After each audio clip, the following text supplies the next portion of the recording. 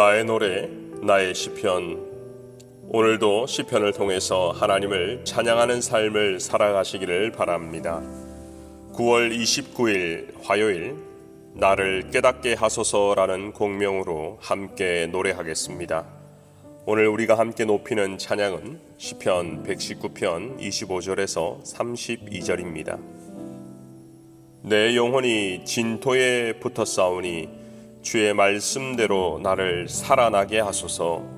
내가 나의 행위를 아뢰매 주께서 내게 응답하셨사오니 주의 율례들을 내게 가르치소서. 나에게 주의 법도들의 길을 깨닫게 하여 주소서. 그리하시면 내가 주의 기이한 일들을 작은 소리로 읊조리이다. 나의 영혼이 눌림으로 말미암아 녹사오니 주의 말씀대로 나를 세우소서. 거짓 행위를 내게서 떠나게 하시고 주의 법을 내게 은혜로이 베푸소서. 내가 성실한 길을 택하고 주의 규례들을 내 앞에 두었나이다. 내가 주의 증거들에 매달려 싸우니 여호와여, 내가 수치를 당하지 않게 하옵소서. 주께서 내 마음을 넓히시면 내가 주의 계명들의 길로 달려가리이다. 최근에 한국 뉴스를 보니 화물차와 오토바이가 충돌을 했습니다. 신고를 받고 현장에 119 대원들이 가서 보니 정장 차림의 한 사람이 다친 오토바이 운전자를 4차선 도로 한가운데서 기도를 확보하고 옆으로 뉘어 붙들고 있었습니다. 나중에 알고 보니 그 정장 차림의 남자는 현역 국회의원이었다고 합니다. 그는 소방관 출신 국회의원으로 지난 4월에도 도로에서 급한 환자를 살린 경험이 있었습니다. 한 기자가 인터뷰를 하면서 알게 된 것은 어떤 일이 일어날 줄 모르기 때문에 늘 차량 트렁크에 응급처치 키트를 가지고 다닌다고 합니다. 이런 좋은 뉴스를 듣고 있으면 저도 모르게 미소가 지어지고 이런 정치인들이 많아졌으면 좋겠다는 생각을 합니다. 응급처치의 기본은 인공호흡이죠. 이게 쉬울 것 같지만 전문적으로 배우지 않으면 할 수 없는 아주 중요한 일입니다. 왜냐하면 응급 환자의 허리와 목뼈의 상태를 확인해야 바로 눕힐 수가 있기 때문이죠. 이와 마찬가지로 우리의 영혼을 바로 살리는 것도 중요합니다. 육체나 영혼 둘 다 호흡이 중요한데요. 영혼의 호흡, 이미 끊어져 있거나 죽어 있는 분들이 더러 있습니다. 과거의 어른들이 그런 말을 많이 하셨죠. 어떤 경우라도 기도줄을 놓으면 안 돼. 저는 그 말에서 줄이라는 단어가 와닿았습니다. 왜 수많은 표현 중에 어른들은 기도를 줄에, 끈에 비유했을까? 줄을 놓거나 줄이 끊어지면 다시 묶을 수도 없고 다시 잡기가 너무나 어렵기 때문입니다. 우리는 이 땅을 살아가면서 기도줄을 놓게 되는 경우가 더러 있지요. 문제는 이미 놓쳐버렸는데도 그것을 알지 못하는 것입니다. 의료인들은 여러 가지 암 중에서도 대장암과 췌장암이 가장 무섭다고 합니다. 그 이유는 암이 진행되고 있는데도 다른 암에 비해서 잘 느끼지 못하기 때문입니다. 마찬가지로 내 영혼이 죽어가고 있는데 그것을 알지 못하면 치료할 기회조차도 없는 것이죠. 우리가 이미 잘 알듯이 우리의 영혼이 죽어가는 데는 두 가지 현상이 있습니다. 우리의 입술에서 찬양과 감사가 사라지고 대화 중에 나 중심의 언어가 많아져서 교만하기 시작하면 이미 우리의 영혼이 메말라 가고 있는 증거입니다. 사랑하는 성도 여러분, 요즘 어떠하십니까? 혹 우리의 입술에 마스크 때문에 찬양이 사라진 것인지 아니면 영혼이 메말라서 찬양이 사라졌는지 확인해 볼 때입니다. 작은 것이라도 감사가 있는지, 좋은 일이 있을 때마다 하나님을 찬양하는지 아니면 자기 자신을 높이고 있는지 확인해 볼 때입니다.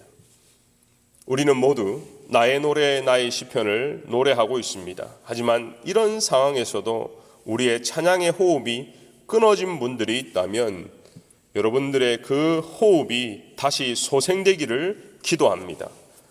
그렇다면 어떻게 메마른 영혼을 살릴 수 있을까요? 어떻게 하면 기도의 줄, 찬양의 줄을 다시 잡을 수 있을까요? 오늘 시인은 25절에 주의 말씀대로 나를 살아나게 하소서 기도하고 있습니다.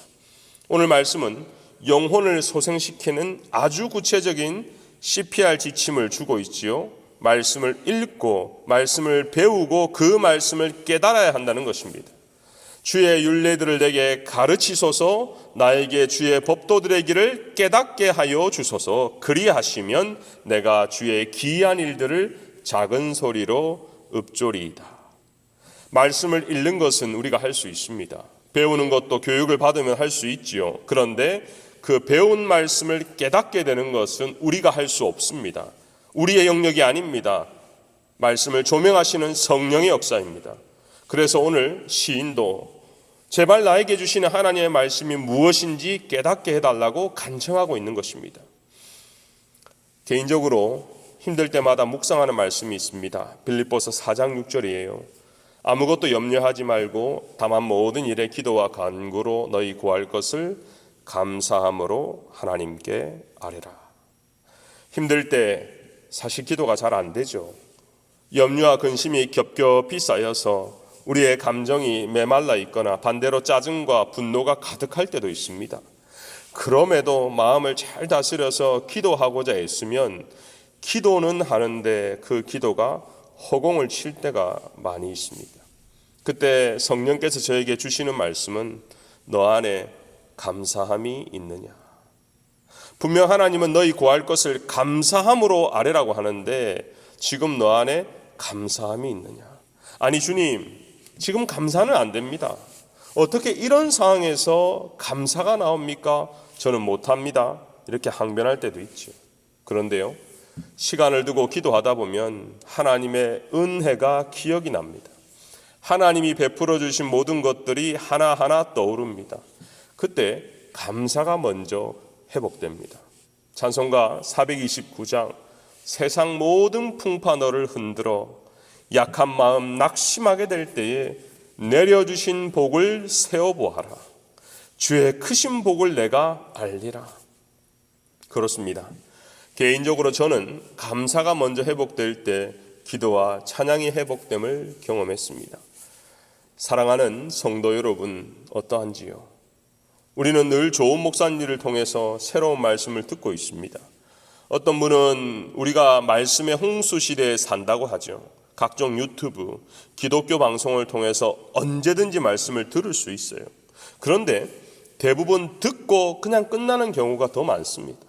정말 하나님이 말씀을 통해서 나에게 주시는 메시지를 깨닫지를 못하는 거예요. 사랑하는 여러분, 우리 하나님은 날마다 말씀하시는 분임을 믿으십니까? 우리 하나님은 하나님의 자녀에게 가장 좋은 때에 가장 좋은 말씀을 주시는 것을 믿으십니까? 이 확신이 있다면 오늘 본문 28절의 복을 경험하게 될 것입니다. 주의 말씀대로 나를 세워주소서.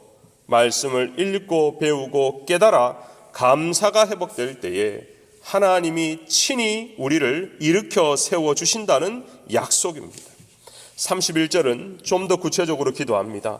내가 주의 증거를, 다시 말하면 말씀에 매달려 싸우니 여호와여 내가 수치를 당하지 않게 하소서.